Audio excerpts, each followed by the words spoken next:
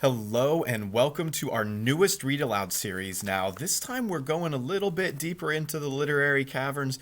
We're starting with a book that maybe many of you have never heard of before. This one is titled Basketball Brother by author Bo Rush. You can see that there at the bottom. This is not a book that's as widely known as some of our others, like The Lion, the Witch, and the Wardrobe and Number of the Stars, but I feel like this is a really solid book that's got some great themes to it, some interesting plot lines, fun characters that we see grow and change. And boy, if you remember when we read The Graduation of Jake Moon, that first section was fairly short, but we talked about what a powerful hook that book had at the beginning, where it just catches your attention right off the get-go. That one had a really amazing two-page hook. Bo Rush manages to do it in just about 2 sentences. So we're going to just dive right in so we can get to this excellent story from Bo Rush. And like I said, check out this hook that's coming. The day before my 10th birthday, I got run over by a milk truck. Told you there was a hook. I didn't die or anything, but my right leg got smashed up real bad. The driver of the milk truck wasn't paying attention, and he didn't see me in the crosswalk. The last thing I remember is trying to jump out of the way and feeling the truck's fender crushing my knee so that it bent the opposite way it usually bends. The strange thing was, I didn't scream or anything. I think the pain was just so terrible that it was way past what I could feel. I just laid there in the street, watching the streams of blood and milk blend together. That was 6 months ago. But you can't tell by looking at my knee now, except for the scars on each side, and the weird way I limp when I try to walk. Mom says the limp will go away, but it's been almost 2 weeks since I got the cast off, and I'm starting to wonder. The worst part of getting run over by a milk truck was not being able to play basketball with Drool. Drool is my best friend. He's only 7, but he's a real good basketball player, even if he has to shoot underhand to get the ball up to the basket. You might think there's not a best part of getting run over, but there actually was. I didn't have to run any more long-distance marathons. See, that's the only thing wrong with living in Prairie View, Kansas. No one plays basketball or football or soccer or any normal sports. The only thing anyone ever does here is long-distance running. Don't ask me why. My friend Drool says it's because a famous runner lived in Prairie View a long time ago, and this runner won the silver medal in the Olympics. That part sounded okay. The bad part is that this guy wasn't famous for running fast or jumping over a bunch of hurdles. He was famous for running marathons, which, if you don't know, are races where everybody tries to run 26 miles without dying of boredom. Ever since this famous guy won the silver medal, the whole town of Prairie View has been crazy about long-distance running. They have marathons and half marathons and 10Ks practically every weekend, even in the winter. And in school, guess what the kids do in PE? They run laps around the field. And when the field is muddy, they run in the gym. Do you know how many laps you have to run around a gym to make a mile? It's about 100. Do you know how many laps you have to run to make a marathon? Feels like about 1,000,000. After 15 or 20 laps, you start to feel like you're trapped in a whirlpool, and you're slowly being sucked into the jump ball circle from the middle of the basketball court. Everyone's leaning to the left as they run, and you tilt more and more the more laps you run. And if the PE teacher didn't blow his whistle at the end of class, I'm pretty sure everybody would be lying on their left sides, kicking the air like flipped over Beatles in gym shorts. Drool was the only kid in Prairie View besides me who liked to play basketball. That's why we were best friends. The day I got my cast off, we met at the basketball court at the park. My right leg was so skinny and weak, I had to lean on Drool just to shoot a layup. He didn't complain. That's just the kind of friend he is. That night I was sitting on my bed with an ice pack on my knee.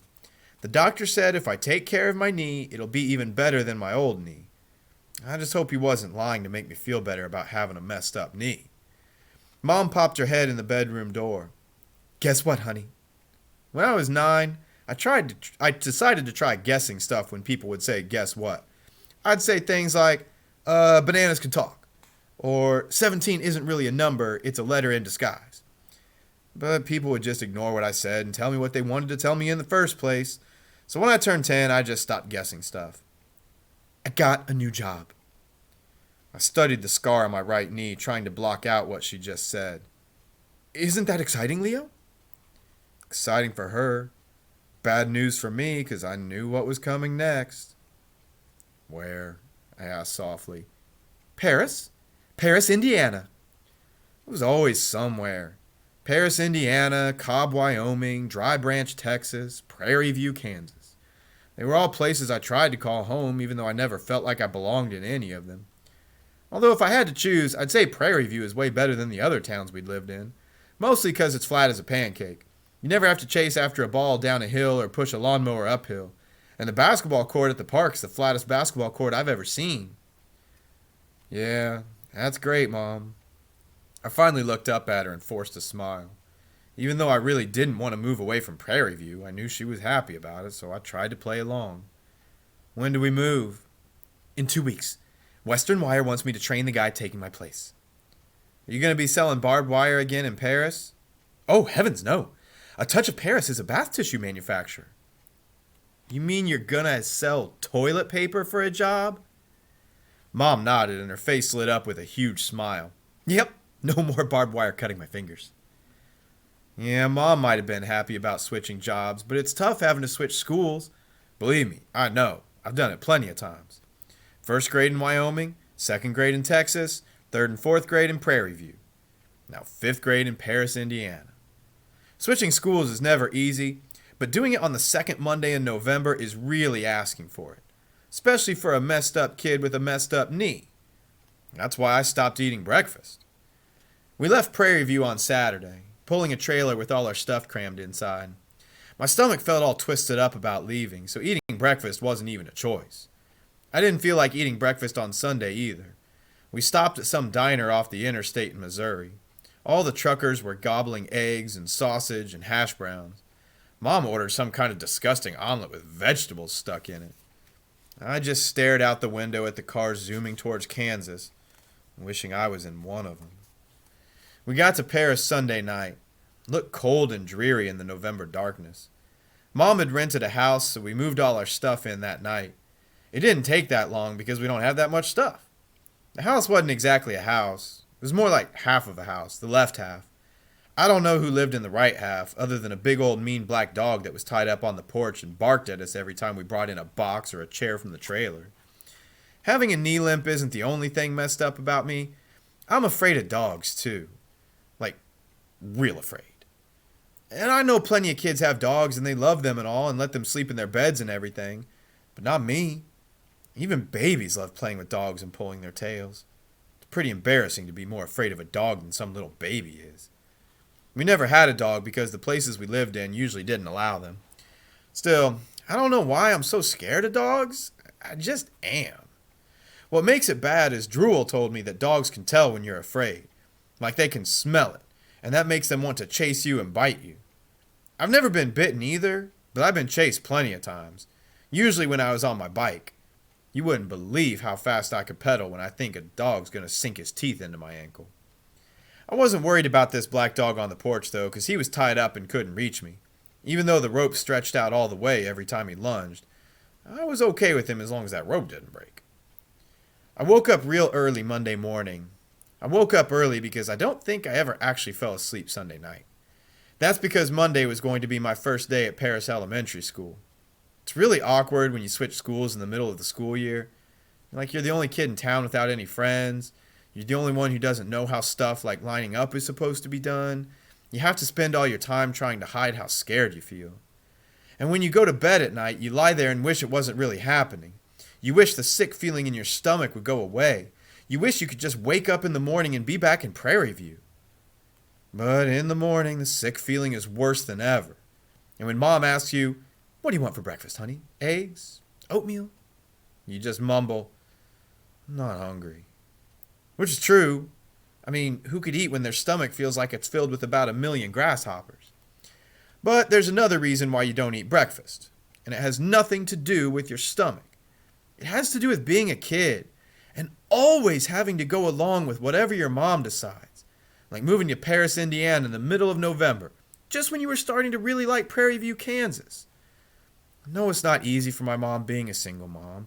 She's had to pick up and move a lot too. And I'm sure it's not all that much fun trying to sell stuff. Metal sheds in Wyoming, charcoal in Texas, barbed wire in Kansas. Now, yuck. Toilet paper in Indiana. Plus, she's had to put up with me and things like my stupid breakfast boycott. I learned about boycotts in 4th grade in Prairie View. Bus boycotts and grape boycotts. It means like a whole bunch of people refuse to do something, like riding buses or buying grapes. They're trying to get something changed, like racism or rotten working conditions. I wasn't really trying to get anything changed by my breakfast boycott.